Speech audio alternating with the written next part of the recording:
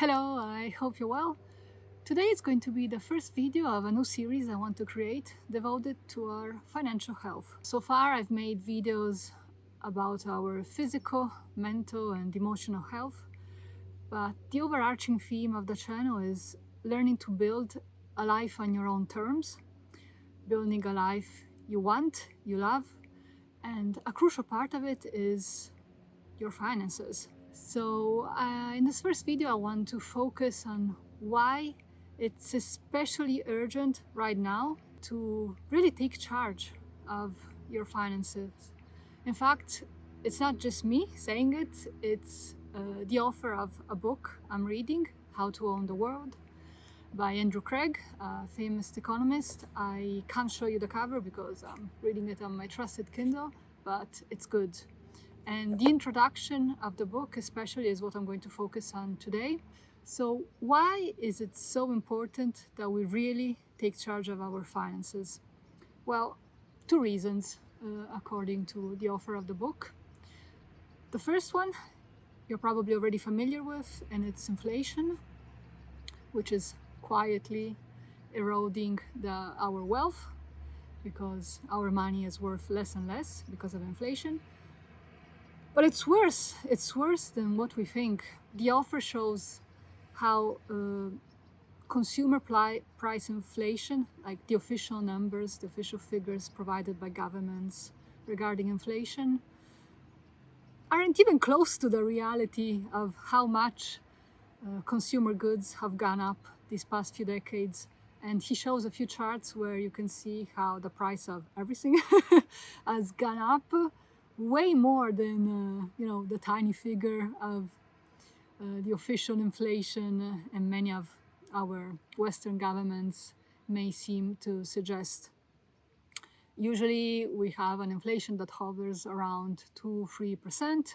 There have been moments like after COVID and the war on Ukraine where it's gone up to 9-10% for a little while. But even that was not even close to reality. And I think we've all experienced this. Like the cost of everything is crazy. Food, gasoline, houses. It's like impossible to buy a house. It's been hard for quite some time now. And he gives another example to explain how it's possible that these figures are the official figures are so different from reality. And he talks about unemployment. He's from the UK, so the example he gives are about the United Kingdom. But again, it all applies to many Western governments. For instance, he says in the 80s, unemployment in the UK was really high, and suddenly it dropped. And why is that? Because the government changed the definition of unemployment. So people who didn't have a job were reclassified in different ways, and the official figures fell. Same is true in the US. For instance, there are two kinds of unemployment figures. I think the name is U3 and U6. Anyway, it's not important. What's important is that people who are unemployed in the United States get benefits for 1 year, and then they drop out of the system and aren't considered unemployed anymore, or rather they are moved to another category of unemployment. But journalists and many financial analysts just focus on the first figure. And something similar is happening with inflation. So there are many ways the government can kind of massage inflation numbers. And he talks about the different ways where you can not lie, but cherry pick and make it so that officially inflation is lower than what it actually is. Why is it important that we know this? Simply because we need to realize that our money isn't just losing value according to the official inflation, but it's losing even more value. So when we make choices regarding our finances and our investment, we need to be aware of this and take this into account. The second reason why it's really important that we think about the future is that many of us grew up thinking that we could then rely on a state pension. In my case, it's never really been the case because of my eating disorders. I didn't have a proper career. I worked in many 0-hour contracts.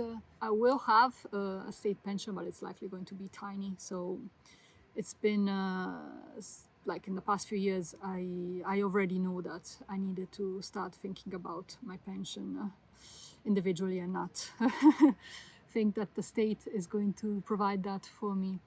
But a lot of people are counting on their state pension, and it's probably not going to be nowhere as high as they hope it's going to be, because as the author explains, most Western governments are basically bankrupt.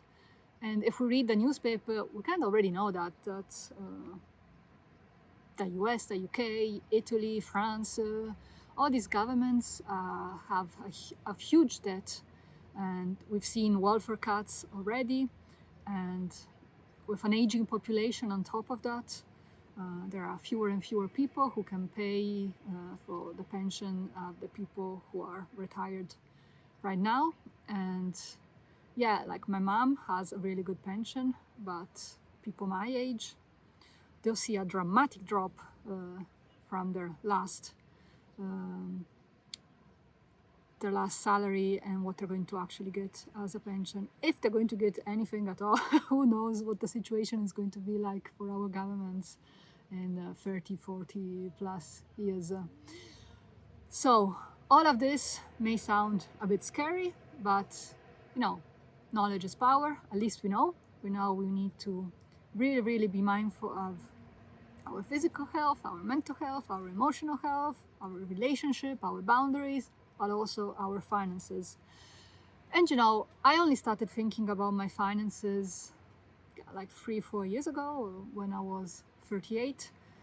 I grew up with parents that never taught me how to manage money, how to invest. In fact, my mom only invested once, I think at the end of the 90s, probably around the dot-com bubble, and she lost most of the money she had invested via a bank. And there are also reasons why you shouldn't buy funds with a bank or an insurance, but we'll talk about that in another video. But anyway, she grew up in a period when Italy enjoyed post-war economic boom. They in fact called it Italian economic miracle.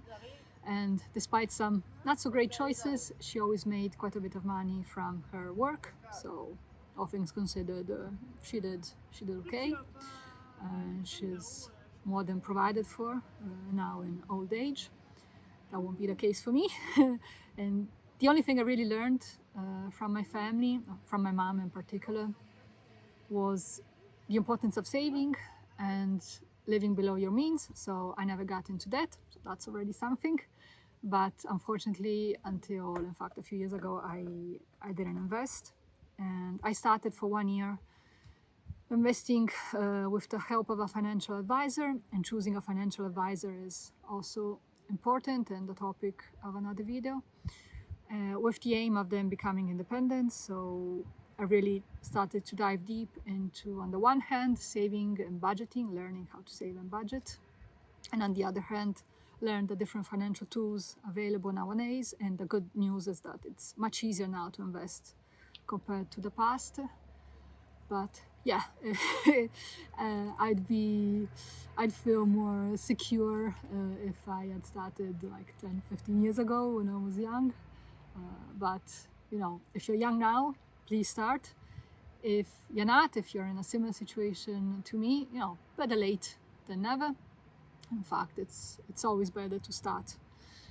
No matter how old you are, you can always get some results. And so in future videos, I'll be talking about the things I've learned so far.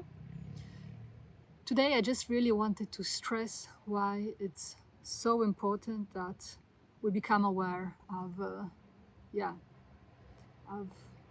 having to take care of our finances and not delegating that, not postponing.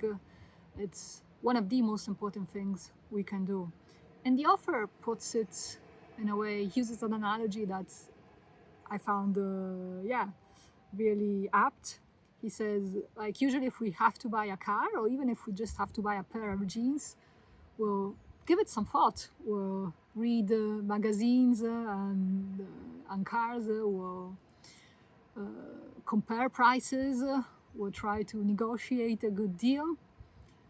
And even when we go grocery shopping or when we buy clothes, we'll save coupons and look for a good deal.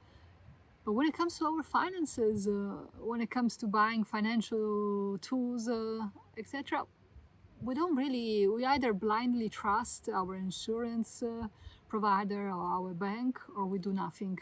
And that's a way more important choice than our car or our clothing. So yeah, let's not be scared, but let's be aware.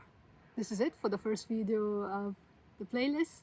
I'll see you in the next one, and until then, take really good care and enjoy the rest of your day. Bye bye. Ciao.